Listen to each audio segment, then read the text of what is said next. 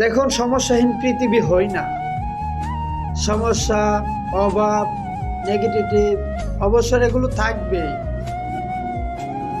পৃথিবীর যত বয়স বেড়েছে, সভ্যতার যত বয়স বেড়েছে, এগুলো বাড়তে বাড়তে গিয়েছে। মূলত এগুলো থেকে পালিয়ে লাভ নেই। থাকুক না এগুলো ঘরের বা যে কোনো কোণে, চলুক না আমাদের সঙ্গে। হোক না মন খারাপ, বই কি মনের জানালাটা এত বড় রাখতে হবে যে যাতে সেটা খুললে অনেকখানি আলো এসে পড়ে। নাটক শেষ হওয়ার আগে কখনো স্টেজ ছাড়বেন না। মনে রাখবেন, এটা আপনার জন্য স্পেস, এটা আপনার জন্য ধার্য করা।